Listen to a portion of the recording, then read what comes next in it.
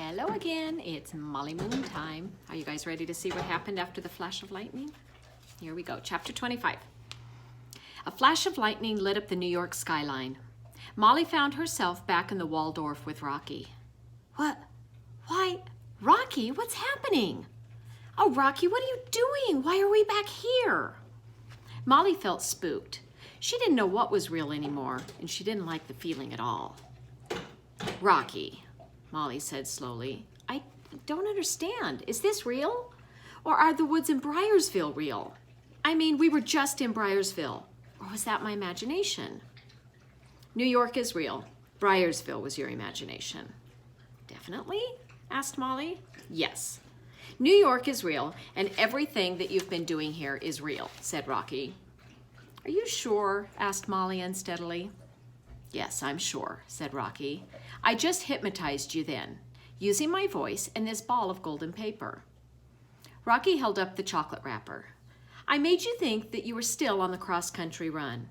I wanted to make you think that all of this, he pointed out the window at the New York skyline, never happened. Sorry about that. But it felt wet. That rain, everything felt so real, said Molly. Well, that's the power of hypnotism, said Rocky. But why? Why did you do that? I'm sorry, said Rocky again. But, well, you were saying you wished that you had never found the hypnotism book, so I wanted to show you how lucky you were to have found it. And I wanted to show you that I could hypnotize too.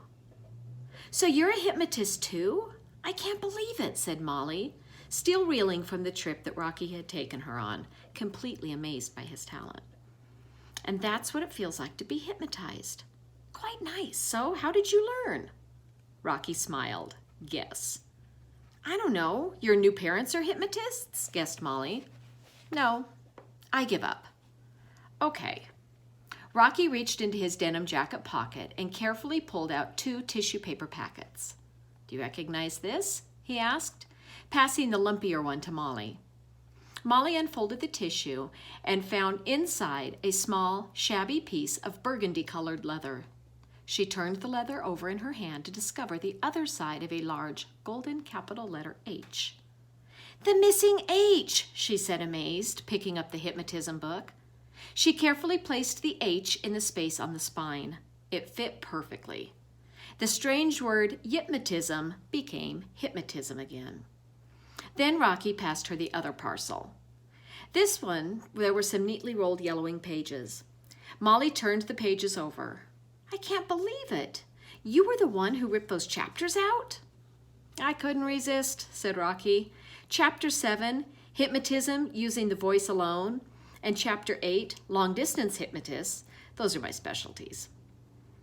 And I thought I was the naughty one, said Molly. You see, I had the book first, explained Rocky. I found it in the not to be lent out section of the library, so I read it there. It took me ages to read. Every time I had a spare hour, I'd sneak to the library. You thought I didn't like you anymore because I kept disappearing.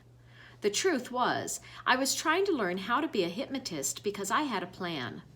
I wanted to get you and me as far away from Hardwick House by hypnotizing some of the Americans who came.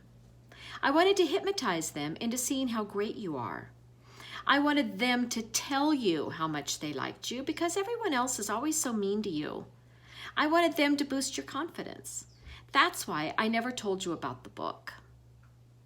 Anyway, while I was reading, that bit of the cover fell off, so I kept it and decided to borrow those pages.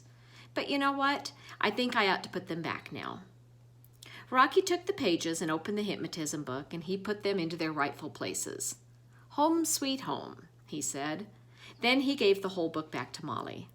We'll glue the H back on, she said, wrapping it up with the book. Putting the bundle back into the safe, she imagined Rocky practicing Dr. Logan's lessons, just as she had.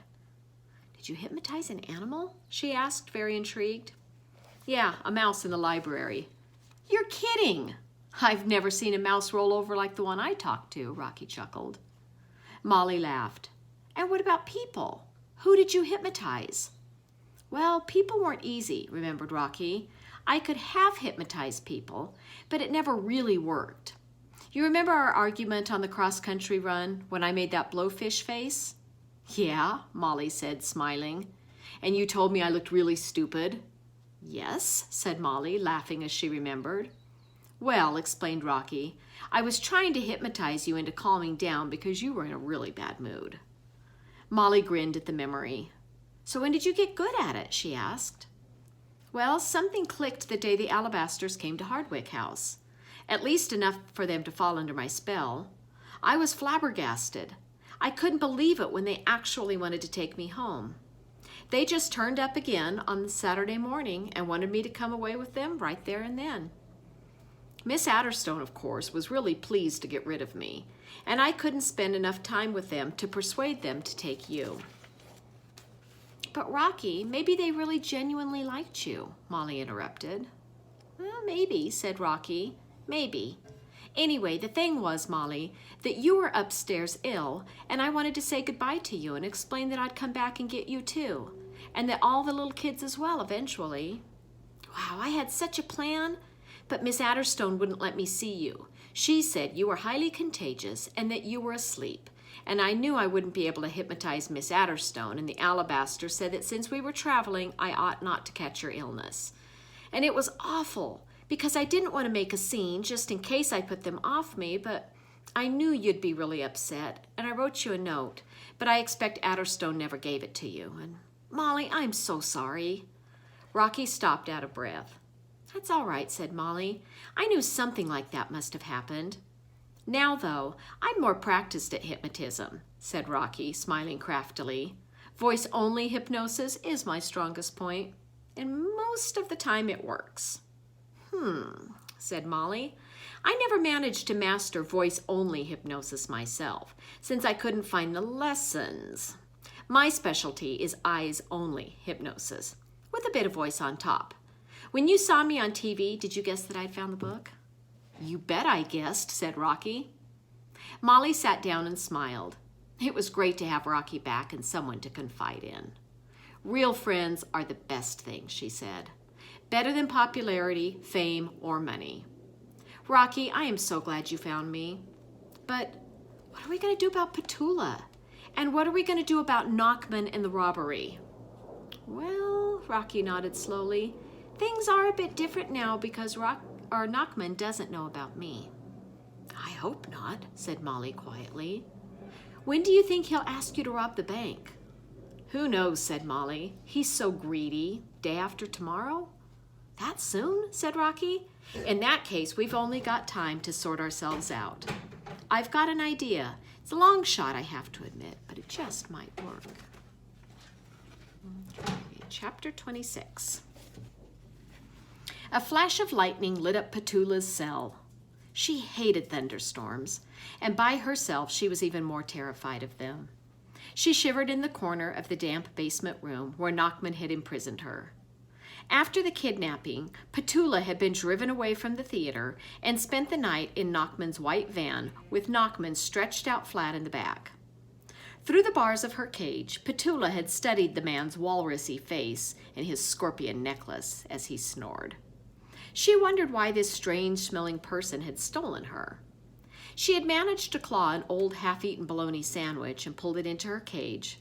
Then, with a full stomach, she had fallen asleep. The next day, the man had driven to an empty, chilly industrial building that they were in now. He had parked the van inside the building alongside a big brown truck, and then, with gloved hands, he had carried Petula's cage down to this basement room. He had undone the latch of the cage, ripped off her collar, and gone away. Luckily, a dripping pipe in the room meant that Petula had something to drink, but she had nothing to eat. Petula circled around and around on an old broken sofa that smelled of mold, trying to find a comfortable position. She wished she had a stone to suck. She wished that the lightning would stop. The same flash of lightning that lit up the pavement as Nachman scurried through the rain. He was hurrying through dark streets. His feet were sodden from stepping in puddles, and his hat was soaking. But inside he felt elated. He had blackmailed Molly Moon perfectly. There was no way she could refuse his demands. Within a few days, he would be richer than any criminal in the history of crime. Oh, how he loved that pug. On he went, dashing down alleys and side streets, making his way back to his warehouse. Once inside, he slumped in a chair, his heart still pounding from the run. After a few minutes, he got up and poured himself a big whiskey, and 5 whiskeys later, he was asleep. Nachman slept restlessly and woke up at 6 the next morning, with a dry mouth and a terrible headache. As he reached for a bottle of water, he looked about the dark warehouse and realized that no one had come after him. That made him feel a lot better. At 8, he was in a phone booth dialing Molly's number. To be safe, he was wearing his earphone contraption and was holding the microphone to the telephone. Molly sat up in bed to answer the phone. "Good morning, Molly," said Nachman, "and congratulations for not doing anything stupid. Your dog is still fine." Molly nodded frantically to Rocky, who was on the sofa, to indicate that it was Nachman on the phone, and Rocky sat up quickly. "I assume you agree to do the job," he said. "Yes," said Molly. "Good. Have you got a pen?" "Yes." "Then I have the address of the warehouse where you will bring the bank truck once it is full. You'll find the place open." Molly wrote down the address of the warehouse. It was on the west side of Manhattan on 52nd Street, by the docks, where there were lots of derelict buildings. "So I bring the bank truck to the warehouse, driven by a hypnotized security guard," said Molly, "and then?" "Dear me, Molly," said Nachman impatiently. "It's all in the instructions I gave you. I do hope you're up for this job." Yes, said Molly. "I'm sorry, I'm just a bit nervous." "You better not be so nervous that you blow it, Molly, because I won't look so kindly on your dog if you mess this up." "No, I'm so sorry," apologized Molly. "I remember everything. The security guard loads the jewels from the bank into your truck. I send the security guard back to the bank, mind blanked, then you come to fetch the truck. After you've driven to a different place, far enough away, you will call me and let me know how to get Petula." "That's correct. And Molly?" "I won't be calling until I'm absolutely satisfied that you have delivered all the goods, every last emerald." "When do you want me to do this?" Molly asked. "Today, this morning." "This morning?" "Yes," said Nachman. He decided that it was best to push Molly before she changed her mind. It gave her time. If he gave her time, she might work out some way to foil him. Besides, he was very impatient and wanted to feel those jewels pouring between his fingers. "These are your final instructions. I want the people in the bank to be in a trance until 2:30, he said. "I will pick up my truck from the warehouse before they even report that their bank has been robbed. I will collect the goods at 1:45. "1:45? Today? But—" "Okay," Molly agreed. Nachman put down the phone and took off his anti-hypnotism device. Then he left the phone booth and went back to his chilly warehouse. He tossed his coat into the back of the van, patted his brown truck, which was soon going to be stuffed with precious loot, and went down the stairs to get Petula. Nachman entered. Petula tried to put up a fight, but he was wearing his gloves again, so her bite didn't hurt him. Besides, she was feeling weak. Nachman grabbed her by the scruff of the neck and pushed her into the cage. Petula felt dejected and very, very hungry. With the cage in the van, Nachman then drove to Brooklyn, where he owned another, larger warehouse. The second warehouse was where Nachman kept all of his stolen property. It was crammed to the ceiling with boxes and bags of stolen things, from glass goblets to cutlery to lawnmowers to garden gnomes, anything that Nachman could steal and then sell. Nachman drove inside the warehouse, parked the van, got out, and happily kicked one of the smiling garden gnomes. Operation Hypno-Bank was going according to plan. Nachman had nearly frisbeed himself into the Super League of Crime. He was almost there. No more small-time crime for him now. He'd be rolling in money soon. The next step was to put this stupid dog somewhere and be ready to go back to Manhattan to collect his booty. Nachman was tense with excitement. He had a quick drink of whiskey to steady his nerves. At a room service table in Molly's room with the leftovers of 2 breakfasts, Molly looked at Rocky and pulled at her hair. "Today? I can't believe he wants us to do it today. It's 8:15 now. And he wants the jewels in Stephanie's warehouse repacked into his lorry by 1:45. That gives us 5.5 hours, Rocky calculated, to rob the bank, to pack up the loot in the bank truck, to drive it to his warehouse, and then transfer it to his truck. But we haven't memorized the plans. We'll have to take them with us. I mean, is this possible? We'll have to try.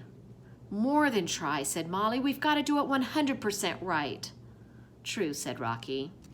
They both sat quietly for a moment, contemplating the monstrousness of the task. Then Molly said, well, what are we waiting for? Let's get it over with. It was time to move. All right, I hope you liked that. I will post some more questions. Talk to you guys later. Bye.